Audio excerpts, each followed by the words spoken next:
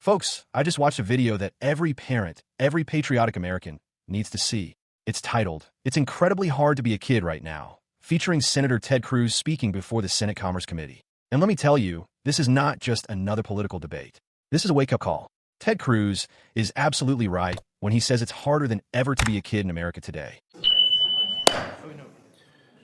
Good morning. Senate Commerce Committee will come to order. It's incredibly hard to be a kid right now. All the parents I know, myself included, are deeply concerned about all the time that kids spend glued to screens, watching and reading insidious content that puts their minds and their bodies at risk. Parents are fighting a constant battle to keep their children safe in a rapidly evolving digital world. For instance, there has been a stunning increase in exploitative AI-generated deepfake revenge porn and images of victims, very frequently teenage girls. Thankfully, Congress rose to meet this challenge and passed my and Senator Klobuchar's bill, the Take It Down Act, which makes clear that if you create and spread these heinous images of anyone, you'll face the full force of the law. But there's clearly much more work to be done to protect children online. Given the prevalence of online devices, children are often introduced to screens at a very young age and end up using them for a significant portion of the day. Children ages 8 to 12 now use screens an average of 5.5 hours each and every day. For teens, it's even higher, at 8 hours and 39 minutes each and every single day. Put another way, more than half of the time that a teenager is awake, he or she is staring at a screen. Parents intuitively know that excessive use of internet-connected devices like smartphones and tablets poses significant physical and mental health risks to children. Even many kids know it's a problem. Surveys routinely show large numbers of teenagers admit to spending way too much time each day on a smartphone. Kids need time to be kids, to experience the real world, not to get lost in a virtual one. This phone-based childhood, predominantly spent on social media, has been documented to lead to social awkwardness, reduced self-confidence, a more sedentary childhood, fragmented attention, disrupted learning, addiction, and social withdrawal. With the introduction of the smartphone, we've also seen a rise in teen mental health disorders, anxiety, and depression. In 2023, 1 out of 5 children had a mental or behavioral problem diagnosis. We've also seen significant increases in child and teen suicide rates. Something is very wrong. And I don't believe it is merely a coincidence, as our witnesses will discuss today, that these harms are rising alongside the early and excessive use of screens. Sadly, parents face further challenges in monitoring and limiting their children's screen time, in part because our education system, fueled by federal subsidies and incentives, has increasingly required the use of internet-connected devices in schools.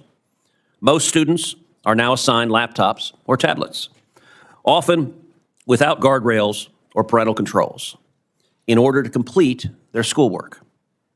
There aren't many parents who think it has become easier to help with schoolwork or to cut down on screen time when schools send their kids home with a personal tablet. There's a role, to be sure, for technology in the classroom. But we should discuss whether assigning personal devices to children is actually improving academic outcomes or doing more harm than good.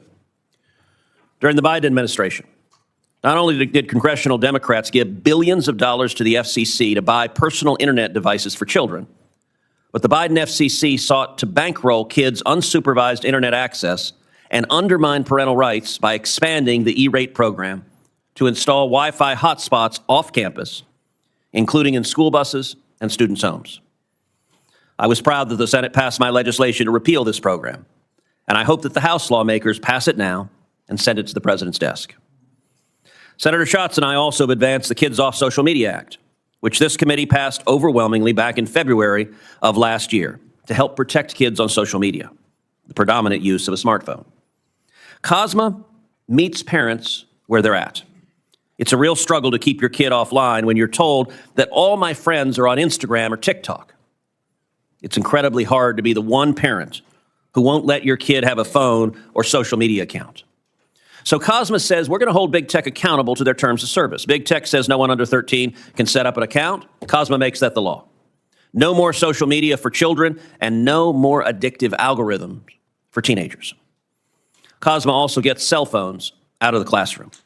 No school getting federal taxpayer dollars would allow kids to access social media in the classroom. I am hopeful that the House will pass this bill, the Senate will pass this bill, and we will send it to the president's desk to become law. I want to thank the witnesses who are here with us today, and I look forward to this critical discussion about how we can best protect children. Children are being and empower swallowed parents. by a digital world run by big tech, unchecked, unaccountable, and utterly indifferent to the mental, emotional, and even physical well-being of our kids. Let's break this down.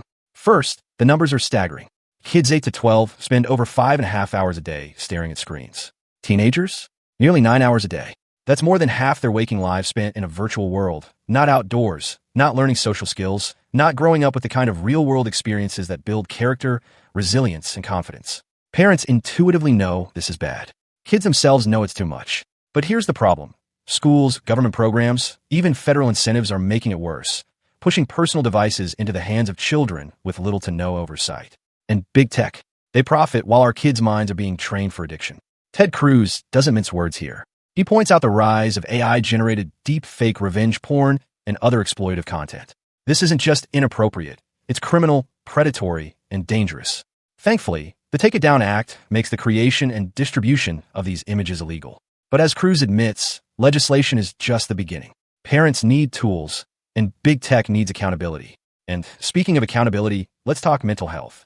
Teen anxiety, depression, behavioral disorders, even suicide, these are skyrocketing, and they track perfectly with the rise of smartphones and social media. You can't tell me that's a coincidence. This is a societal crisis, and Washington Democrats are too busy funding more gadgets for kids instead of protecting them. Let's talk schools. Now, most students are handed a personal laptop or tablet without meaningful parental controls. Teachers assign homework online. Entire curriculums are dependent on devices. And guess what? That makes it nearly impossible for parents to limit screen time or guide their children responsibly. The Biden FCC even tried to bankroll unsupervised Wi-Fi hotspots, installing them in school buses and students' homes. Unbelievable. Our government should be protecting parental authority, not undermining it. It's a direct attack on families and traditional American values. This is why the legislation Cruz highlights, the Kids Off Social Media Act and COSMA, is so important. COSMA doesn't just give lip service to protecting kids. It enforces big tech's own rules. No social media under 13, no addictive algorithms targeting teenagers, and no more cell phones in classrooms funded by federal tax dollars. Finally, someone is standing up for parents, standing up for families, and standing up for common sense. Let me tell you, it is hard to be a parent today. Every day, you're fighting against peer pressure, screen addiction, and a society that seems more interested in clicks and profits than in your child's well-being. COSMA is a step toward reclaiming that authority, and we as patriots should support it wholeheartedly. Here's the truth. America was built on strong families, strong communities, and children who learn the value of hard work, discipline, and real-world experience.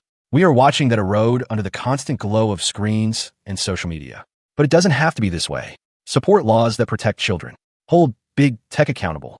Empower parents. Teach kids to value real life over virtual life. And most importantly, reclaim our role as Americans who put family and community first. Ted Cruz is asking the right questions, taking the right steps, and we need to push every legislator in Washington to follow suit. Our kids, our families, and the future of our country depend on it. Folks, if you care about your children, your grandchildren, and the America you love, share this video, talk to your friends, and let's make sure our voices are heard. It's time to stand up for our kids, hold big tech accountable, and protect the future of this great nation. Because if we don't, who will? Like, comment, share, and subscribe for patriotic updates on protecting our families.